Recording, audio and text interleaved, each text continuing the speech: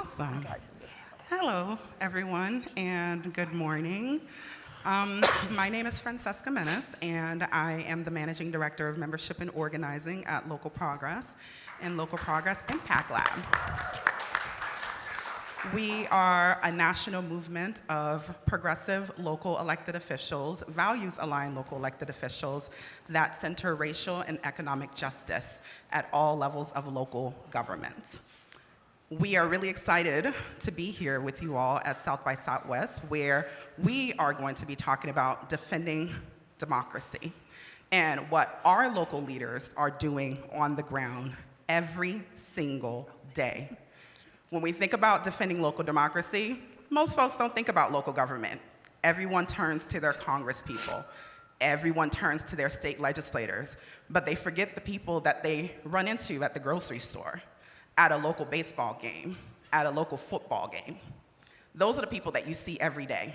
Those are the people that see you every day. And those are the people who are standing with us and protecting us, particularly in this moment where our communities are experiencing fear, they're experiencing terror. Our loved ones are being disappeared. We are starving. Our people are being unhoused. And so we are going to talk about today what we are doing, but we're also going to ask you all, what are you doing in your communities, and how we can continue to not just defend our democracy that feels like it's crumbling right before our very eyes, right under our feet, but how do we protect the thing that we know that we hold so dear?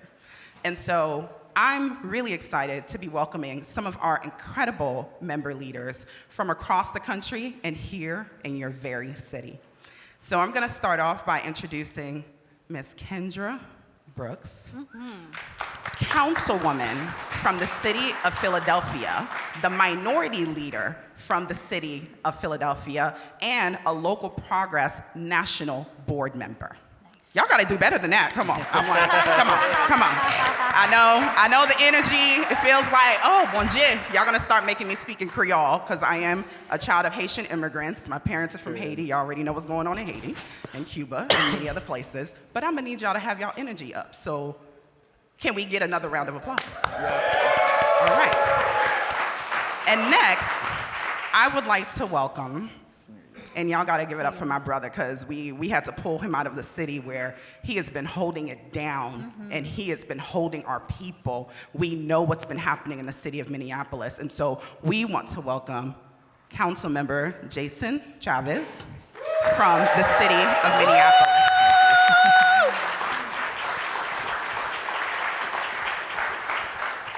And last, but definitely not least, your Councilmember Vanessa Fuentes from here in the city of Austin.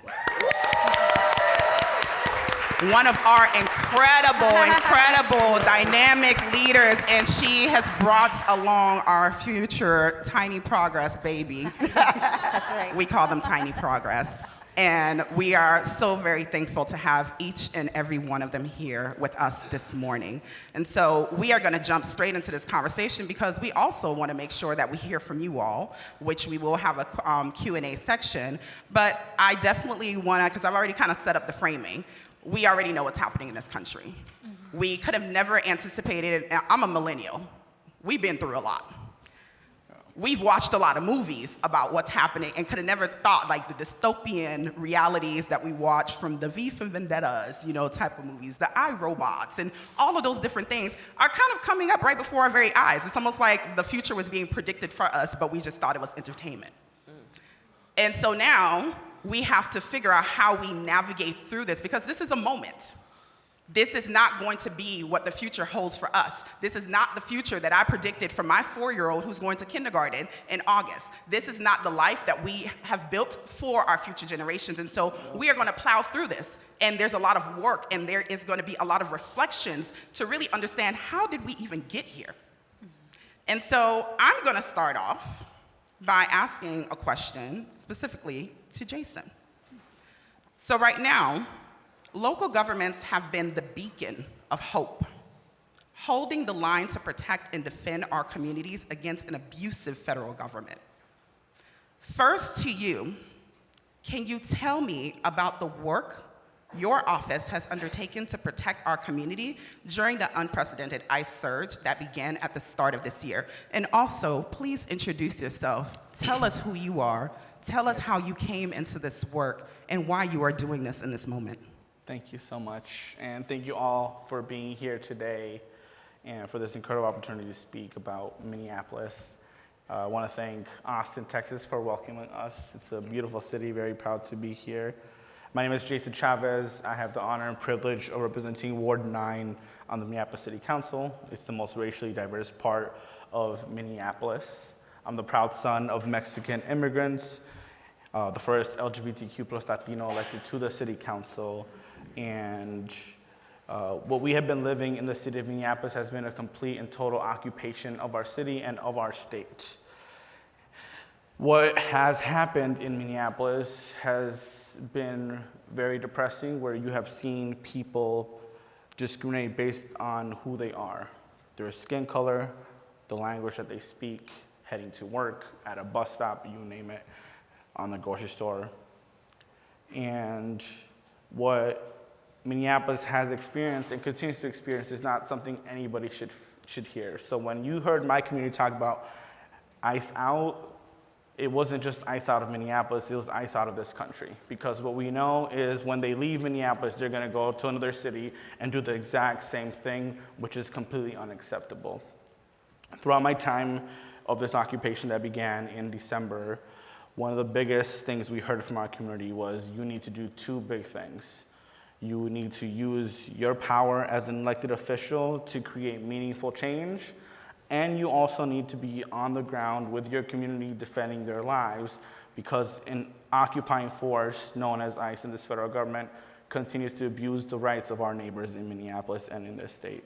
So some of the few things that we have been working on was learning how to train our community to blow their whistles. We held a big training to give out thousands of whistles to the communities that I represent.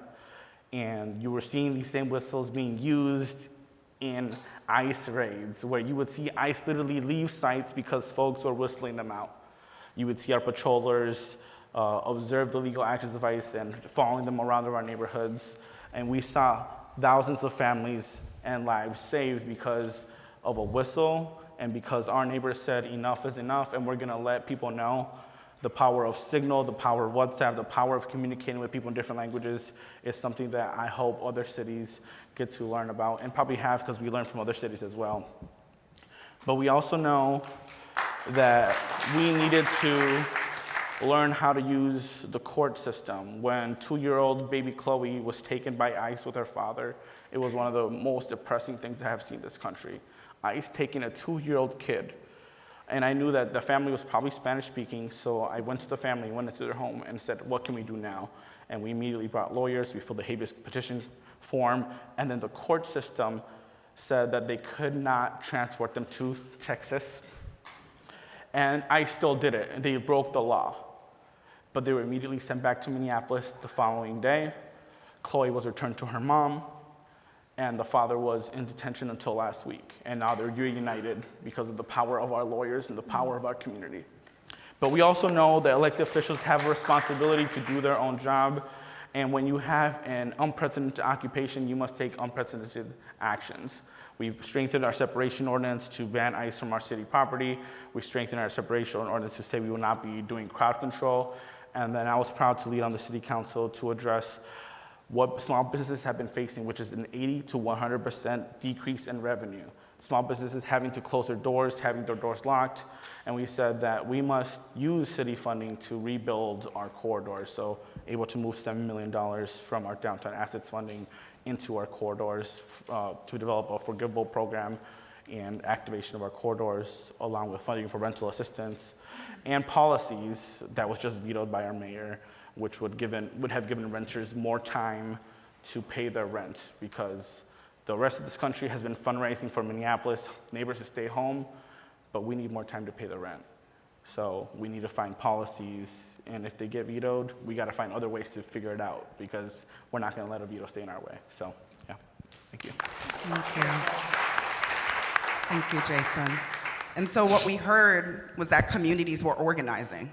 Communities were building their own safety infrastructures, the whistling, the standing with families, the using the resources that we have in our communities, our lawyers, to be able to protect those that don't have a voice, the youngest amongst us. And so for us in our work, that's what we call collaborative governance. When we think about the ways that elected officials work directly with their communities to be able to address the issues in our communities, to be able to develop a shared agenda, to actually sit down, identify the priorities, and do the work. And so what you heard from Jason is that they moved resources because people were afraid to leave their homes. Businesses were shutting down. So that means that we had to protect those businesses to make sure that they didn't shut down.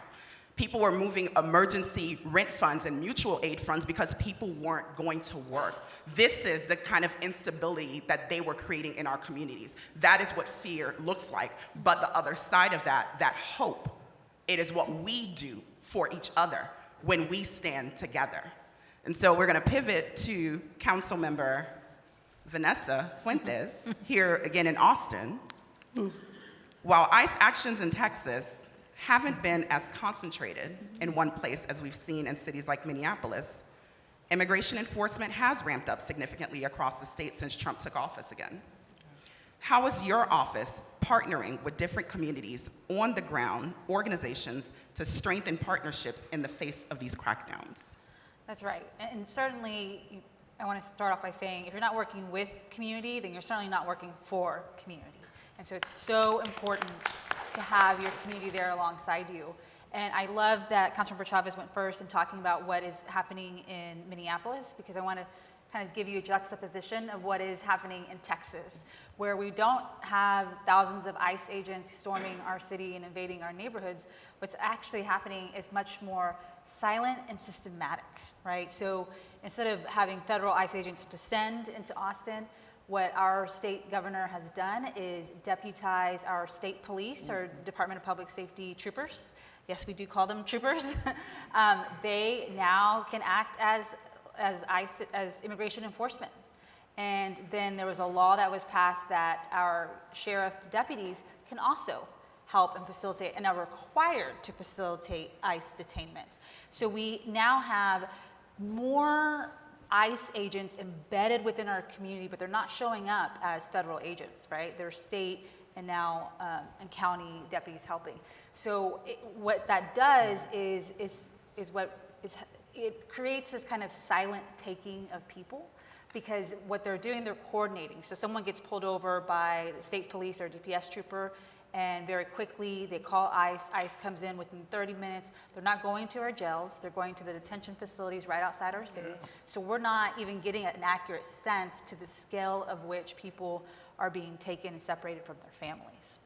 And that is the reality that we're living here in Texas, where there is state support and mandates coming down from the state in coordination with the federal government. So what that means, though, and to Fran's point about the hope and the power that we have at the local level, and I truly believe that local leaders are on the front lines. We are best positioned because we're closest to the people we represent. It gives us an opportunity to fight back, to ensure that we have protections and safeguards for the civil rights of our community members. And I'll talk more a little bit about actions that our city council has taken in the last few days to really bring to light what we can do even as the capital city of Texas. But what is important to me is that, for a while now, being the capital city of Texas, there's this fear of retaliation. And very quickly, the governor lives in our city, his legislative staff live in our city. They're very closely monitoring and watching what Austin does. And so there is that constant underlying threat of preemption, and that is real. I can tell you, I have had my own policies preempted by our state legislature. And so we, for a while, had to navigate that balance of, if you act too soon, then you're going to cause more harm. And what I realize is that we have to talk directly to our immigrant neighbors and understand what are the risks that they're willing to take with us and what is most important. And that is through those conversations that I had with the community, they shared with me what they were going through with having people who are en masse not identifiable. You know, there's a lot of fraudulent activities happening, people posing as ICE agents and taking money from people. So, you know, essentially making our most vulnerable neighbors even more victims in the situation because they're preying on the fear and chaos that many of our immigrant neighbors are going through. And for me, this is also very personal. I'm a daughter of a Mexican immigrant. I represent a working class immigrant community. It's the largest concentration of Latino families in Austin. And so it was really important for me that our city, you know, take action and speak out and stand up for our immigrant neighbors. Thank you, thank you, thank you. We like to sing, but different cities. So one of the words that we heard is preemption. So I'm gonna be kind of like y'all glossary a little bit. I definitely wanna make sure that people understand what preemption is. It's been work that I've been doing for the past 15 years as someone who is from Florida and have experienced it from the interactions with our local and state electeds. It is essentially when one higher form of government takes the power away from a lower level form of government. Preemption is not inherently good or bad, it's how it's being used. And what we have experienced in the last 20 years is that the Republican-led legislatures, particularly in southern states, use it to take power away from local governments. And so examples are like in Florida, we've experienced wanting to pass the minimum wage, wanting to increase the minimum wage. And a state government says, the baseline is this, we are not allowing you to increase it more than that. But what we've also seen through history is good preemption. What we always say is the Civil Rights Act was an act of federal preemption, basically saying that the southern states wouldn't do what we asked them to do to protect our voters in southern states, so we are going to actually pass a blanket policy at the federal level to protect local and state communities. And so again, it's not good or bad, it's how it's being used, and we've experienced, particularly in southern states, simple policies like local governments trying to pass heat protections for workers, construction workers, and then your state says you cannot pass a heat protection law. And we're not gonna pass it either. Heat is not something that our workers have to worry about, and so you can't give them heat breaks, and the state just takes it away and doesn't allow local governments to pass those policies. And so it's always important that people understand the layers of government and who has the power to act upon what, because our members, local electeds, tend to be like, why aren't you doing anything? And it's like, when we do, the state takes it away. Did you know that the state was taking it away? And so it's important to understand those dynamics and that dynamic of power when it comes specifically to preemption. And so we are going to now pivot to Council Member Minority Leader Kendra Brooks. So with different localities, we've definitely seen like there's different relationships with other levels of government. While they've navigated it, this increased federal presence on their streets, how have your office's relationships with federal, state, and other local officers impacted your work to advocate for your constituents? So for us in Philadelphia, preemption is a thing for Pennsylvania as well, but we have to find ways to work around it. So with me being a part of Working Families Party, I'm the first independent elected in Pennsylvania, I think, in 100 years. And with that, that means we have endorsed candidates at every level that are progressive leaning or progressive to move things along. So one of the things I'm going to talk about specifically our ICE out legislation that we just kind of introduced in September, modeled after some of the work that was done in Minneapolis and Chicago and LA, based with the information from some of our other local progress elected. So we have 4 components. One is ICE out of the shadows, meaning that they're not allowed to mask up or use unidentified vehicles. That piece of legislation, we're in conversation with the FOP, which is the Fraternal Order of Police, to figure out where we can meet some clear ground, because we've had cases similar that people were being robbed, impersonating ICE agents in communities and causing harm. Even though we haven't had a huge insurgent of ICE in the city, they are present. The other thing is ICE out of public spaces. So ICE agents cannot stage raids in any city-owned property. If they have to stage a raid, they cannot do it on city spaces. ICE out of public space, out of social services, meaning our health clinics, our parks and recreation centers, our schools cannot share information on immigration status about parents or family members so people could have full access to services, because we had an influx of folks not going to doctor's appointments. Like, people had to beg, their abuelas to go to a doctor's appointment because they were in fear, which was exacerbating their illness more. And the other thing was ICE out of public services, meaning we won't participate in the 287G agreements. So as they mentioned, how you can deputize police officers and sheriffs, we're not allowing that in Philadelphia. And how we got that together, I worked directly with our district attorney, who agreed that he will prosecute any ICE agent that violates the law in the city of Philadelphia. I work with our sheriff's department saying they will not participate with ICE agents, period. And like the third component is working with the Fraternal Order of Police to come to an agreement around the masking. I think that's the part that they were most concerned about.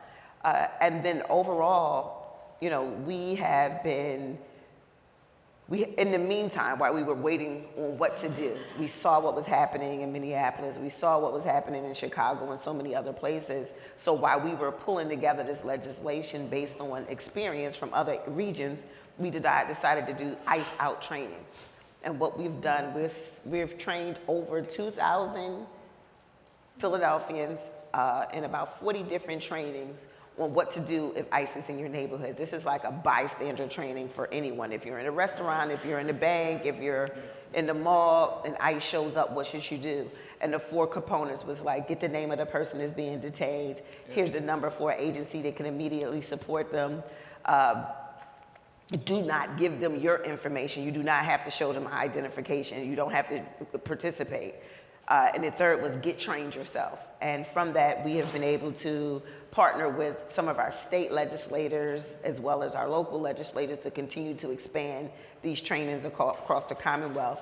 And we're also working with some of our immigration organizations that are doing more, it's not mutual aid, more direct support for immigrant families on any event that, a parent is taken at work, who's gonna pick the child up from school, who's gonna make sure the family is identified. So we've been doing both sides of the conversation to make sure that neighborhoods are safe. And it's continued to pick up. We have a full website for people to register to take the trainings. I got a picture this morning of our training last night. There were over 50 people in a church that are trying to figure out how we can help neighbors, because no one's coming to save us. As elected officials, local elected officials, and community members, as a municipally elected official, we are community members first. We have to collectively work together to shift the narrative, and it's all hands on deck. So this is the best way that I felt and our team felt. This is how we can all be involved in protecting our communities.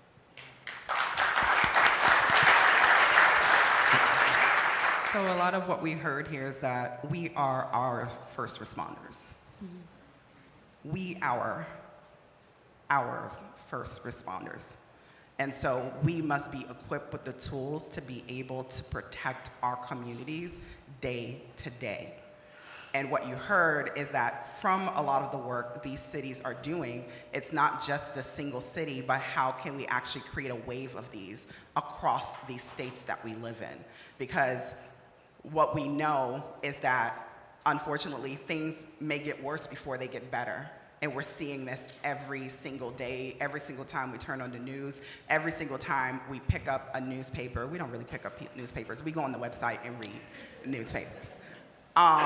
We see the stories of what are happening with our people, and we don't hear enough of the stories of what our communities are doing to meet this moment. And that is why these conversations are so important, because we are getting drowned with the bad, and we need to rise up and dig through that ash to actually shine a light on all of the incredible work that is happening.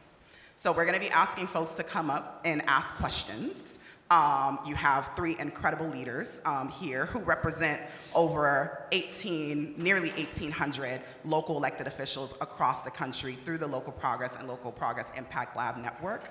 And so we want to make sure that we also hear directly from you all. But I'm gonna ask one more question of Vanessa before we pivot to the audience.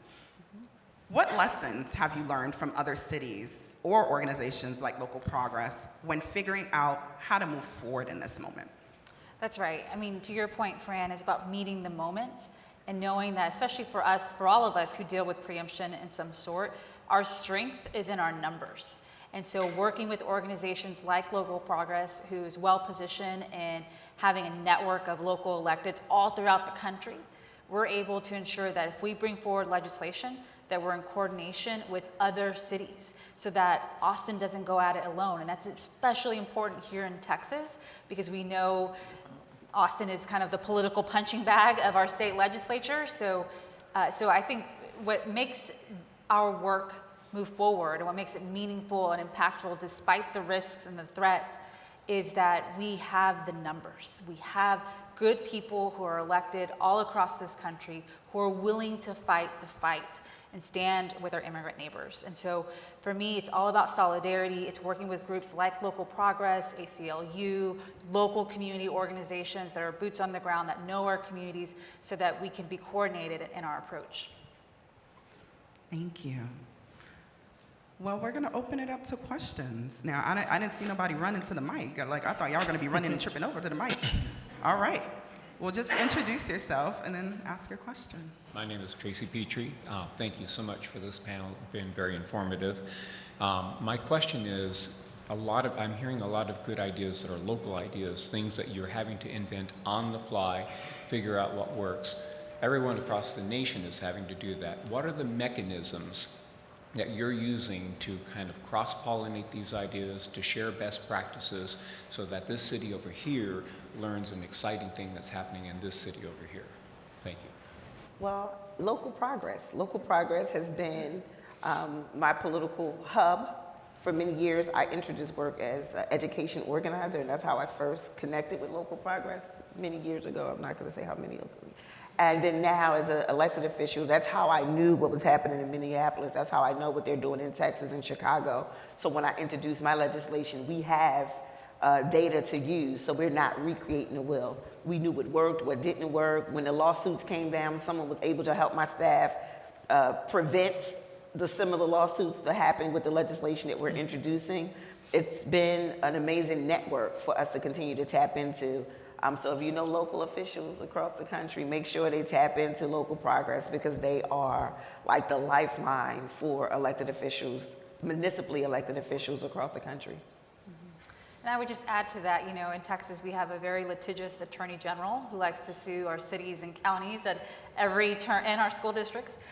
So what I really appreciate about Local Progress as a resource is the legal support. So they really help us with that legal analysis to ensure that whatever policies that we're bringing forward in states like Texas, that we have good standing and that we're able to also have that, wage that battle through litigation. And one of the things I will say is that you can, again, go on our website, localprogress.org. One of the toolkits that we released with many of the policies that Kendra mentioned around staging, around masking, around protecting our students in schools, it's a toolkit called No Secret Police. And so we worked with ACLU and Indivisible, a lot of national partners, and we put this toolkit together. Well, yes, it's for elected officials, but it's also for you to be in conversation with your elected officials about the different policies that they can be moving at the local level, because many people don't think, again, at the local level that there are policies that we could be moving. There are ways that we can stop this collaboration between ICE and between ICE and our cities. And so check out the toolkit, No Secret Police, and use those policies. We also have messaging guides because we know there's a conversation that has to be had. And so the recommendations that we put out, it is also accompanied with messaging guides in order to have those conversations in your community. You have the next one. Just introduce yourself. Thank you. Hi, I'm Sharon Chadwick. I'm from northern Minnesota. Thank you all for being here, and I want to do a shout out. I'm so proud of my state, its officials, and the community work that all came around to protect our neighbors. And it wasn't in a vacuum. I think a lot of people learned from Portland and other places, and sharing like this is super important. But I do want to raise one thing that's a real concern of mine in terms of the training that emphasizes the whistles. From what I've seen, these actions are so chaotic. The ICE officers in many instances are so poorly trained. I mean, we've had the 2 homicides in Minneapolis, and I worry that adding that that situation where directions, where communication can be seriously disrupted, can result in more problems. And just personally, I would suggest not using the whistles within about a block of what's going on. I think having people with cameras can be sufficiently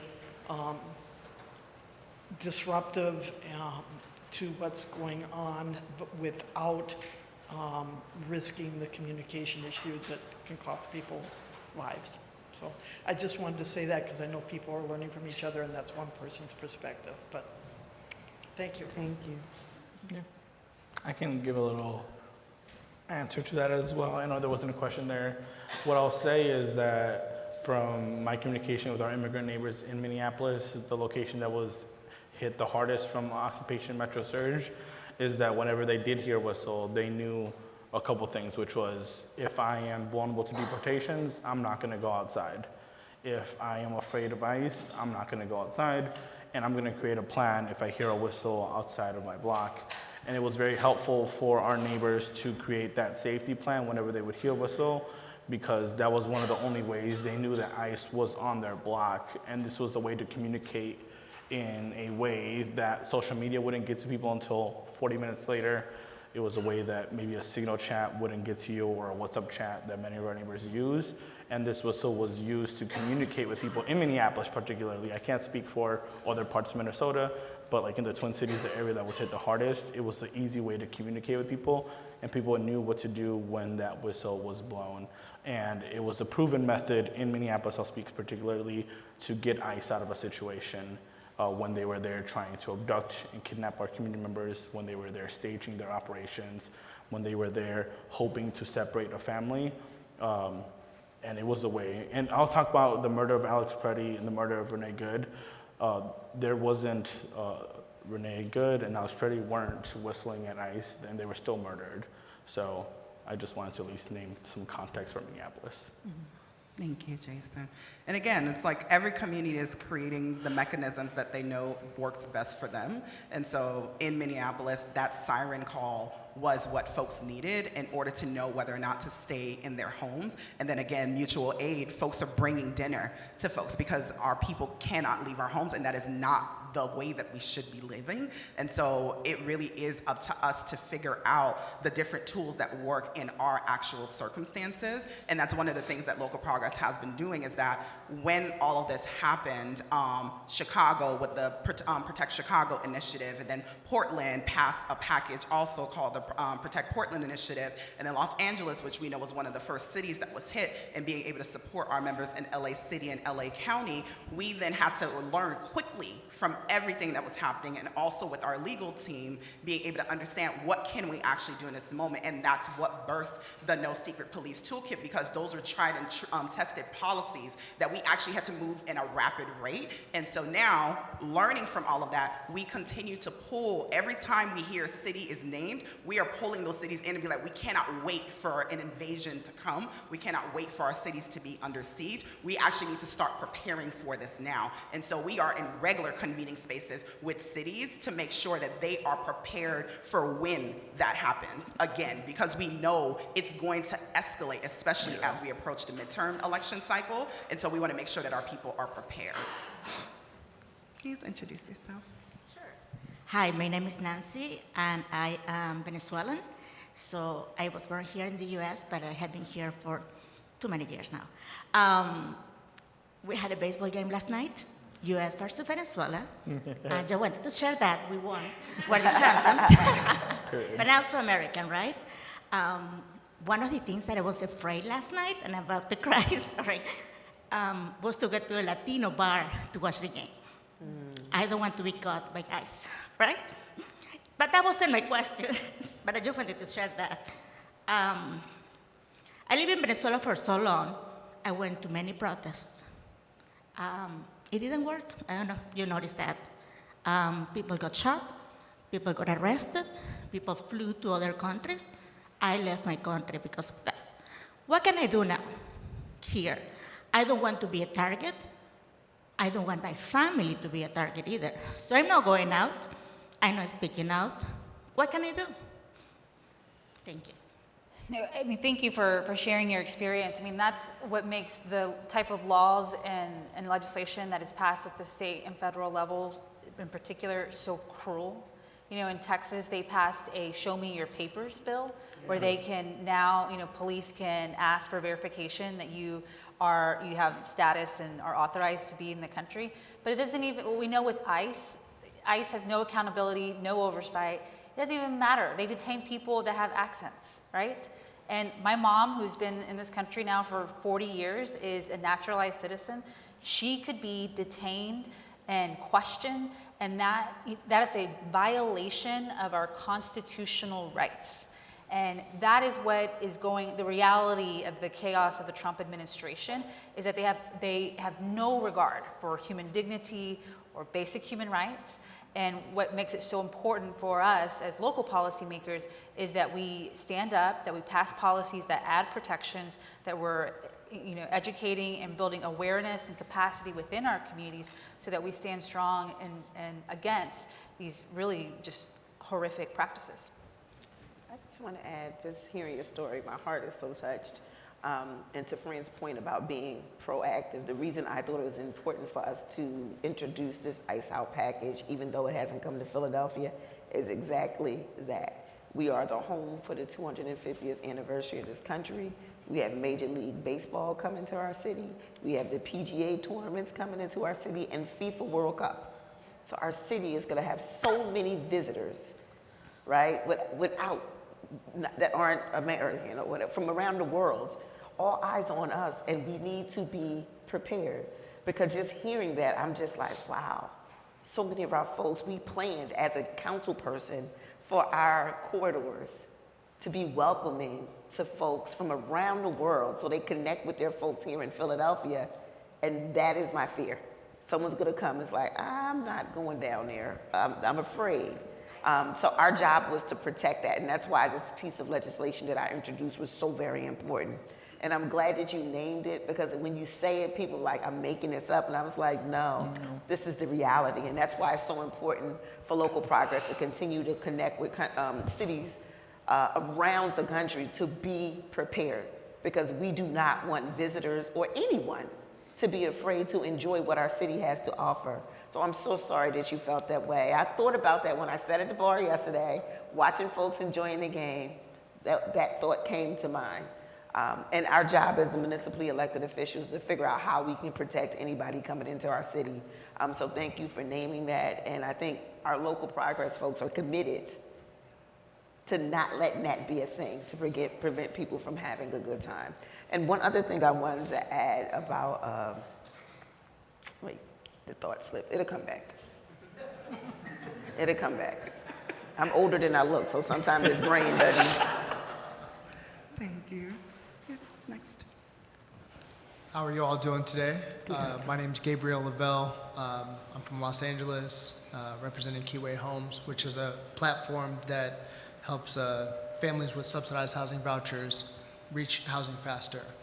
So I wanted to pivot a little bit into what your plans are in housing, especially from this being a national crisis. In each of your respective cities, we've seen federal really attack the programs. And so what are you doing, let's say locally, creative solutions, and also working with the private sector to be able to get more families housed? Well, thank you for talking about it, because what we're seeing, what's happening at HUD, our federal housing agency, is they've gutted our housing programs, both with funding, and then now they are passing a policy that would require that any individual that has a voucher or that is in federal subsidized housing, that they have to show proof of citizenship. So your policy, Councilmember Brooks, on ICE out of social services is so important, because what we can do at the local level is ensure that locally funded affordable housing, that we have policies in place where we're not asking and verifying immigration status. And it really, if anything, it's another reason why at the local level we should continue to support and invest in affordable housing options so that we maintain that protection and safeguard for our residents.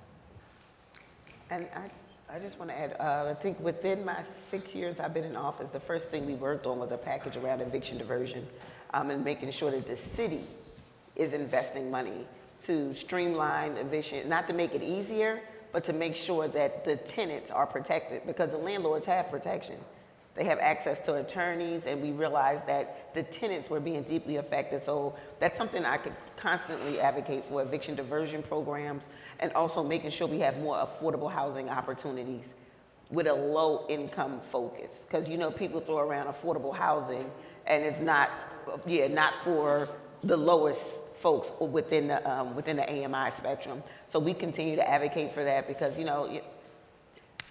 Philadelphia, we just came to number 2 in like the poorest cities in America, right? So housing affordability is important, and we have a homelessness crisis happening around the country, but we see it visibly. When I walk outside of my office in City Hall, and our job is to make sure that we're able to turn that around for folks. So we work with Local Progress a lot around housing issues and how we can make sure we're protecting real affordability, and that's a focus, and Local Progress has led the charge on that. Can I answer that And, too? oh, sorry. Sorry, thank you. One of the things we're looking at in the city of Minneapolis is how to start moving towards social housing as a method to keep people housed in a way that's actually going to keep them in the same home.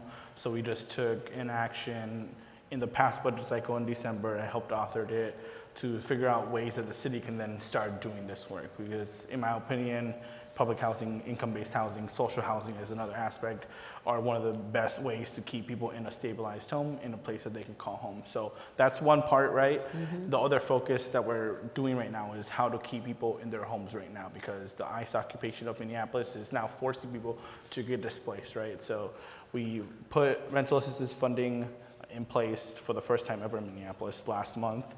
We're bringing forward $2.8 million at the end of this month, because the occupation has literally caused Minneapolis to have to, and this is an underestimate, monthly rent cost in Minneapolis as an underestimate is over $15.8 million. That's what ICE has cost to Minneapolis in particular. People owe in a monthly average of a monthly amount of $15.8 million. And that is an underestimate by our city, right? $40 million in lost wages a month, you name it. People are literally devastated in Minneapolis because of ICE. Folks are staying behind. So we have the fund rental assistance. I mentioned the ordinance a little bit ago in my introduction about we have a 30-day pre-eviction notice in Minneapolis. We temporarily passed an ordinance, I helped author it, to move it to 60 days until August, so people could get more time to pay their rent. As people fundraise, as we put more rental assistance, that was vetoed. We're not going to be able to overturn it.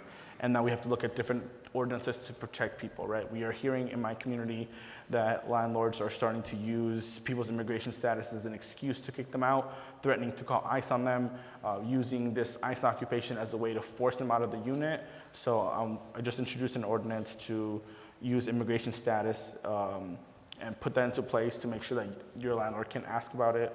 They can't use it to kick you out. They can't retaliate against it. And the other thing that we need to figure out is we're starting to see a lot of tenants in apartment buildings start to unionize or organize. So how do we put like right to organize ordinances in place to make sure that you aren't getting threatened by your landlord and then get displaced because you're unionizing for your rights. So that's a few things that we're doing, but I think it's important that obviously we have our affordable housing programs. I think we need to start focusing on social housing as well and do that to keep people housed. Thank you. And what I was going to say is that about 2 years ago, we took a delegation of our members to Vienna and Berlin to learn about social housing, because they've had it for about 40 years. So when people are like, social housing is a horrible thing, we're like, no, there's countries that have had it for 40 years, and it's lived environments, and so people have childcare in their buildings. They have neighborhood design development, where it's like our park, like the way that we should be living as a society and as a community, but for some reason in America, we just you know, individualism is a disease, you know, and so we don't think about collectivity and like what we need as a community. And so Mia, if you can raise your hand, is our housing program manager. So she is hosting a housing convening next week. With almost 100 of our members in Seattle. So our members will be strategizing around housing next week for 2 days in Seattle. And so, yeah, so we are bringing our members together again to strategize around housing. So I'm like, you want to talk about housing? You know, Eunice's, half of the city council in LA are our members, LA County. Mia's your girl. So she's back there. Sorry, Mia. All right, we'll take like a few more questions. Go ahead and Malcolm introduce. Jones, I live in Austin. Thank you for a very informative presentation. My question is this. Say tonight I go out to eat in a Mexican restaurant and suddenly some ICE officers rush in and pull someone out from the kitchen. And I call out, "What's your name?" And I record it from a safe distance. What's the next thing I should do? So for the trainings that we're offering, we're asking folks to reach out to the immigration support organizations in the area, and it's usually a number that they have. I don't know exactly what's happening here in Austin. And then they'll be able, you give them the information, and they should be able to contact the family members. That was the secondary piece that I think we got from Minneapolis, how we can, you get the information, send it to the immigrant support agency, they have the lawyers involved, and they'll reach out to the families who have provisions for those individuals there. But one of the things we ask in our training, not to get engaged or be forceful, but make sure you have the information, and if you can hold them up. Just like, don't share your information, because if one person shares information, it gives them probable cause to ask everyone for information. And there are a lot of different things, but the rules may be very different here in Austin. So this is part of what me and now 5 of my colleagues have all joined in asking our city manager to really look at 5 areas in which we can protect Austin. And one of them is about holding federal agents accountable. And so it calls for, one, that if we see any violence, any damage to property, or any damage to property, or any allegations of misconduct by ICE agents. So if they just come in, they don't have a judicial warrant, which there's a distinction there on the type of warrant that they have to have, and they just pull someone out from a workplace, that allows Austinites the ability to report it to our local police. And we have an iReport system, you can do it online. And what we know, what we have heard from our district attorney, Jose Garza, is that he has gone on record and said he will prosecute rogue ICE agents who are engaging in misconduct. And so that'll give us a way to document and report these instances. So in the case of Austin, Texas, I could contact the police. That's right. Yep. Thank you. Thank you. Thank you. Sorry. I was wondering how you were going to do it. I never had that problem. Hi, I'm Thomas from Germany.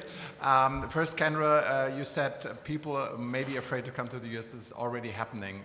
The German South by Southwest community shrank by 70 to 80% this year. And also when it comes to the football World Cup, it's called football, just saying.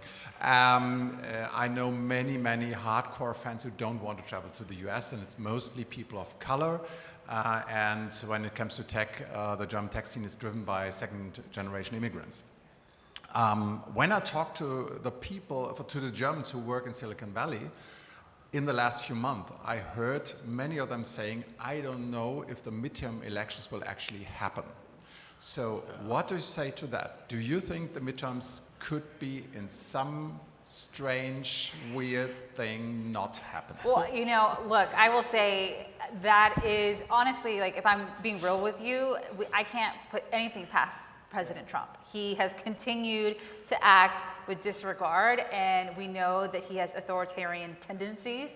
So it would not come as a surprise to me that he would use the war in Iran as a way to take over our midterm elections, right? Here in Texas, we now had 2 of our counties, including Dallas County, go to paper ballots, which caused confusion and chaos on primary election day. So there is a concerted effort to undermine elections in this country underway.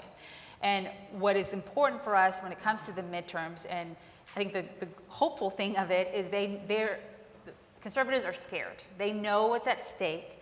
They know if Democrats take the House and Congress and the Senate, or even just the House, that we will be able to better hold Trump accountable.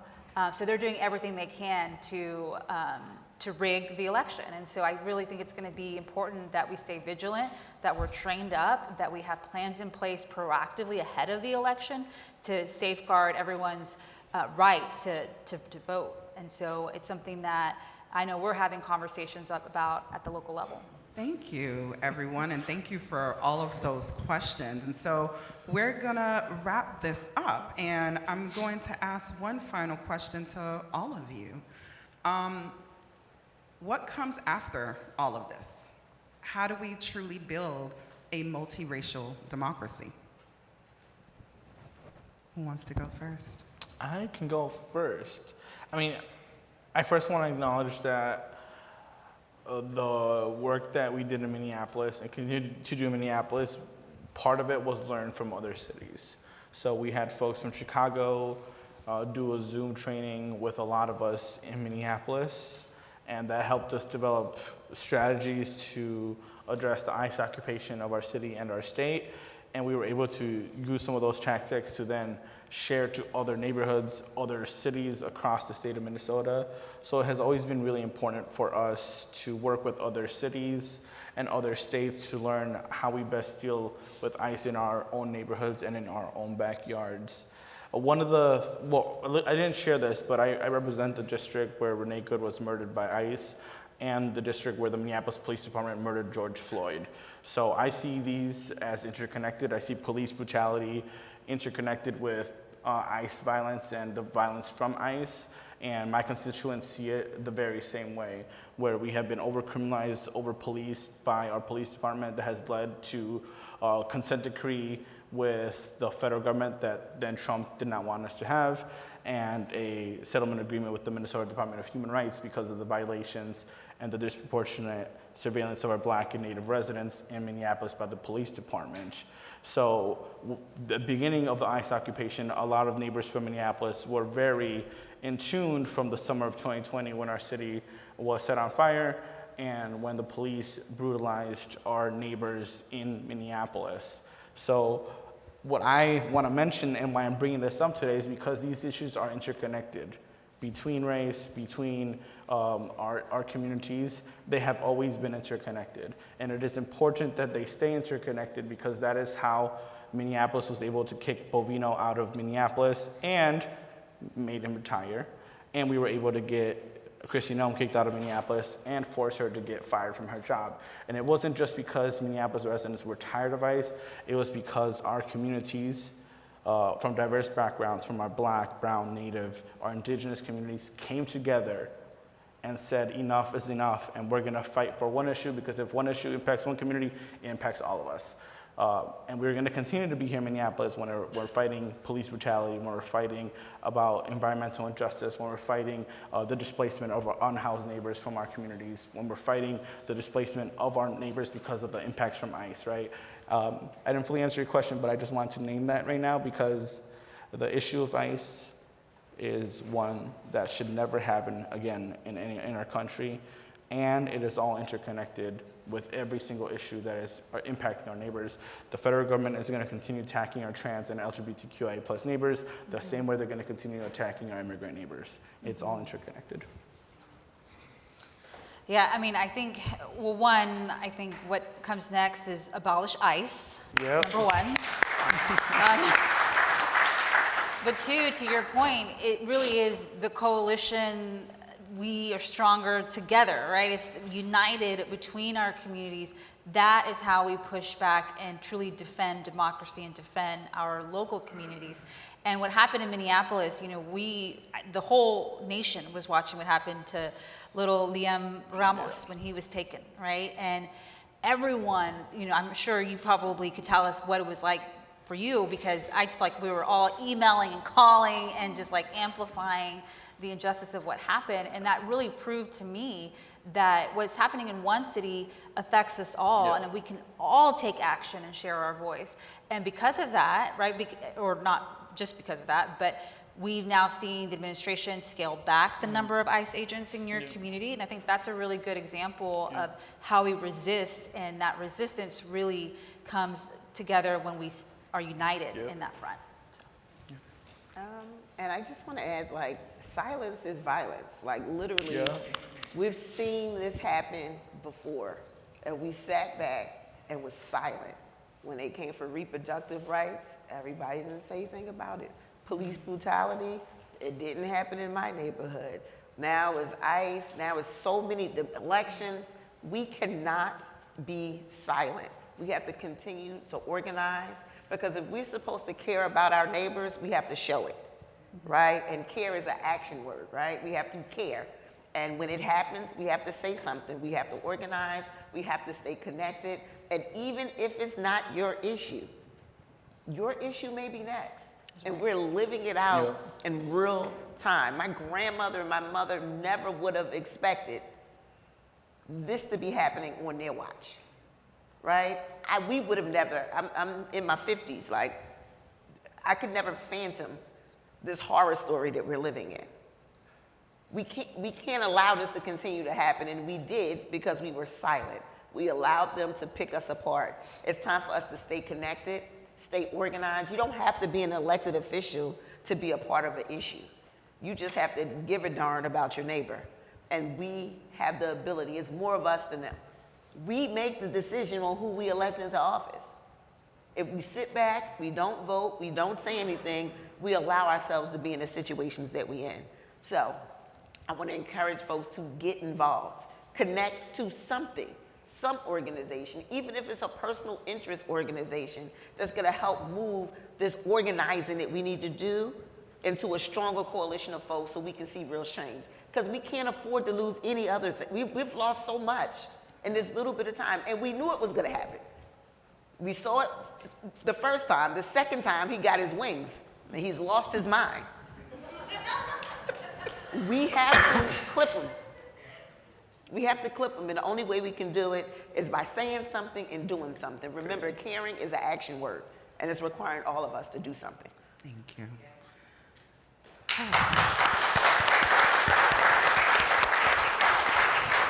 So as we close out, my team hears me say this all the time. I say this at every conference because it stands true. I am a child of Haitian immigrants, Haitiano Dominicano. And we have this saying, this proverb, "Me'en pile shai palu," many hand makes the work light. And we have to understand that the division exists for a reason, because when we think as individuals, we are not thinking about the person sitting next to us. When you hear communities, as someone who's from Miami, Cubans saying, "I got in, I really don't care about whoever else comes in behind me." It's like, I will close the door behind everyone else because no one else deserves the opportunities that I have. And so we have to fully understand that in order to have the multiracial democracy that we absolutely need and deserve in this country, we have to understand that we have to stand as a collective. We have to understand that your struggle is tied to my struggle, my joy is tied to your joy, and that we have to actually lay the path forward for what we need. And so we have to understand that we cannot continue to divide ourselves, because this is what division has gotten us, that the few control what happens to the many. Because let's not confuse it, it is a few people who we are allowing to determine the course of the future of this nation. And so we must understand why we have to stand together. We must understand why voter suppression exists, because people say, my vote doesn't matter. I'm like, if it didn't matter, they wouldn't be working this hard to take it away from you in the first place. Like, those are the things we need to understand. And also when it comes to politics and not engaging in the process, the water that you drink, the air that you breathe, the quality of the home that you have, your education, the potholes that you get mad at, All of that is politics. All of that is government. We feed into the system that's supposed to be nurturing us and ensuring that we have what we need to thrive. And so I want to make sure that you all understand that if our democracy survives this moment, it will be because local communities held the line. It will be because we said enough was enough. That we are not going to stand for this. And so this is a test. And are we going to pass it is the question. And so I'm an organizer. I like to end things on a freaking chant. So y'all probably didn't think that y'all was going to be part of a chorus. Michael, get out your phone, something, so that we can record this. But we going to say, tell me what democracy looks like. That's a simple one. I'm sure y'all done heard this chant if y'all done went to a march or a protest before, right? All right, everybody get up. If you are able to get up. Tell me what democracy looks like. This is what democracy looks like. Tell me what democracy looks like. This is what democracy looks like. Tell me what democracy looks like. This is what democracy looks like. Look at your neighbor. Y'all not talking to me. Y'all talking to each other. Y'all need to remember we are in this together.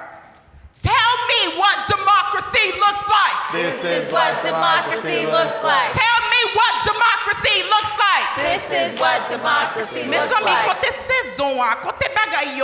Clap, stomp, do something. I need some energy. Tell me what democracy looks like. This is what democracy looks like. Tell me what democracy looks like. This is what democracy looks like. Tell me what democracy looks like. This is what democracy looks like. We will get past this.